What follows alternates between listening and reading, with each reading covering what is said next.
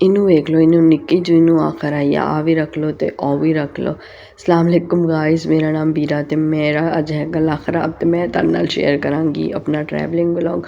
होया यही कि बहुते सारे लोग जमा सीगे, मेरे भैन भरा भी आए हुए सीगे ते नंद दी फैमिली भी नाल रह रही सीगी ते असीं दो गड्डियां करा के बच्चे ते अपनी फुप्पो दी गड्डी विच आ वेखो 15 तरह बड़े होए आ ते खिड़कियां तो चा चा करन डे आ। असीं बस रुकदे रुकांदे रस्ते दा मज़ा लैंदे असीं पहुंचे नगर पार्क। तकरीबन इत्थों 5 से 6 घंटियां दी ड्राइव नगर पार्क दी ते रस्ते ते आंदा मारवी दा खूह। जेह्ड़े ते पाकिस्तानी रहने वाले उन्हों नू ते बहुत अच्छी तरह याद है कि मारवी की कहानी क्या है। तो हम बस मारवी के जो है ना कुएं में पहुंचे जहाँ उन्होंने स्टैचू बनाए हुए थे।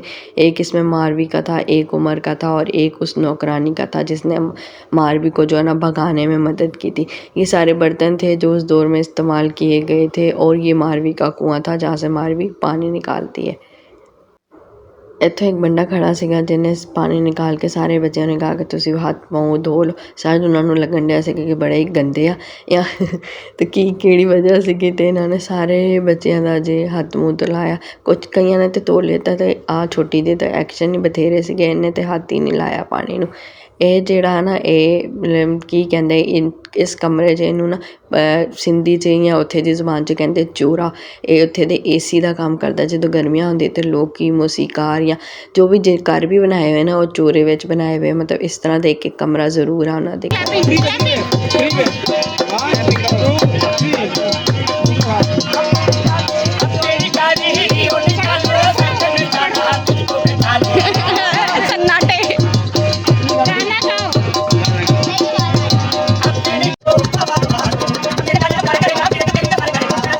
ਬੰਦਿਆਂ ਨੂੰ ਖੁਸ਼ ਕਰਨ ਵਾਸਤੇ ਅਸੀਂ ਥੋੜ੍ਹੀ ਦੇਰ ਬੱਚਿਆਂ ਨੂੰ ਬਿਠਾਇਆ, ਉਹਨਾਂ ਨੂੰ ਖਰਚੀ ਖੁਰਚੀ ਦਿੱਤੀ ਤੇ ਅੱਗੇ ਰਵਾਨਾ ਹੋ ਗਏ। ਇੱਥੋਂ ਵੀ ਅੱਗੇ ਸਾਡਾ ਜੋ 1.5 ਘੰਟੇ ਦਾ ਰਸਤਾ ਸੀਗਾ ਤੇ ਰਸਤੇ 'ਚ ਸਾਨੂੰ ਇੱਕ ਰੇਵੜ ਮਿਲ ਗਿਆ ਪੇੜਾਂ ਦੇ ਤੇ ਬੱਕਰੀਆਂ ਦਾ। ਤੇ ਮੇਰਾ ਆਪਣਾ ਪੇਟ ਜਿਹੜਾ ਨਾ ਉਹ ਗੱਡੀ ਤੋਂ ਨਿਕਲ ਕੇ ਉਹਨੂੰ ਚੁੱਕਣ ਲੱਗ ਗਿਆ ਤੇ ਅਸੀਂ ਰਾਤੀ ਪਹੁੰਚੇ ਸੀਗੇ, ਖਾਣਾ ਖੁਣਾ ਖਾ ਕੇ ਸੋ ਗਏ। ਆ ਨੈਕਸਟ ਡੇ ਦਾ ਵਲੋਗ ਆ ਮੋਰਨਿੰਗ ਦਾ। ਨੈਕਸਟ ਡੇ ਉੱਠੇ ਤੇ ਮੌਸਮ ਇੰਤਹਾਈ ਸ਼ਾਨਦਾਰ ਸੀਗਾ।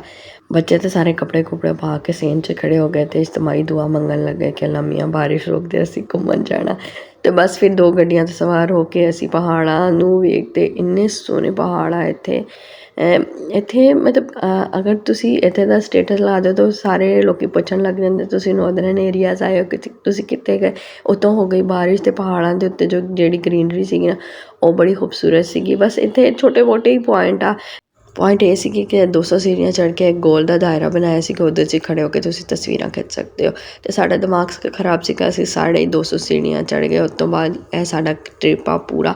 ਇੱਥੇ ਨਾ ਛੋਟੇ ਛੋਟੇ ਬੱਚੇ ਆ ਜਿਹੜੇ ਟ੍ਰੇਨਡ ਹੋਏ ਹੁੰਦੇ, ਉਹ ਕਹਿੰਦੇ ਤੇ ਅਸੀਂ 5 ਮਿੰਟ 'ਚ ਪਹਾੜੀ ਦੀ ਜਿਹੜੀ ਚੋਟੀ ਆ ਨਾ ਪੀਕ ਆ ਉਹਨੂੰ ਹੱਥ ਲਾ ਕੇ ਵਾਪਿਸ ਆਵਾਂਗੇ। ਅਤੇ ਬੱਚੇ ਨੇ ਬਾਕੀ 5 ਮਿੰਟ 'ਤੇ ਹੱਥ ਲਾ ਕੇ ਵਾਪਿਸ ਆਇਆ। ਫਿਰ ਉਹਨੂੰ ਖਰਚੀ ਦੇਣ ਦੀ ਪੈਂਦੀਆਂ। ਇਹ ਇੱਥੇ ਦੀਆਂ ਜੜੀ ਬੂਟੀਆਂ ਬੰਦਾ ਖੁਦ ਹੀ ਦੱਸੇਗਾ ਕਿ ਕਿਹੜੀ ਕਿਹੜੀ ਆ। ਕੋਈ ਲਸਣ ਆ ਅਤੇ ਕੋਈ ਅਦਰਕ ਆ ਅਤੇ ਕੋਈ ਜੋੜਾਂ ਵਾਸਤੇ ਅਤੇ ਕੋਈ ਵਾਲਾਂ ਵਾਸਤੇ।